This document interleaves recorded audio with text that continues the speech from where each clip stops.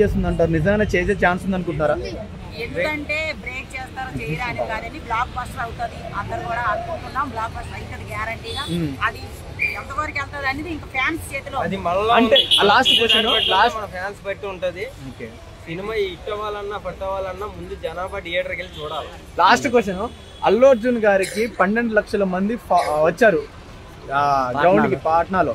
So అలాంటి craze ఎలా వచ్చింది అనుకుంటున్నారు ఒక పాన్ ఇండియా హీరో కాకముందే ఏముందండి, ఆయన చిన్నప్పటి నుంచి కష్టపడుతున్నాడు. ఎన్నో సినిమాలు చేశారు, ఎన్నో చేశారు. ఆయనకి ఫ్యాన్స్ ఉన్నారు. ఆయన బ్యాక్గ్రౌండ్ చూసి ఎవరు రాలేదు, ఆయన డ్యాన్స్.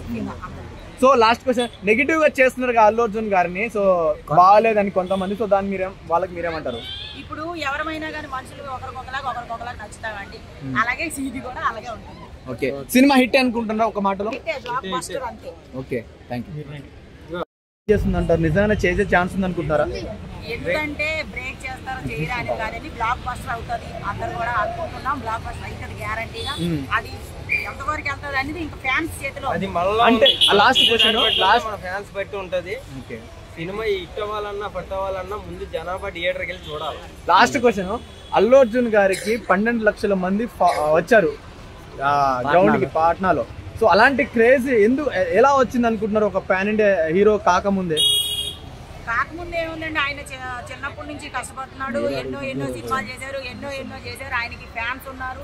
ఆయన బ్యాక్గ్రౌండ్ చూసి ఎవరు రాలేదు, ఆయన dance. So last question, negative గా చేస్తున్నారు అల్లు అర్జున్ గారిని, సో బాగాలేదని కొంతమంది, సో దాన్ని వాళ్ళకి మీరేమంటారు? ఇప్పుడు ఎవరైనా కానీ మనుషులు ఒకరికొకలాగా నచ్చుతామండి.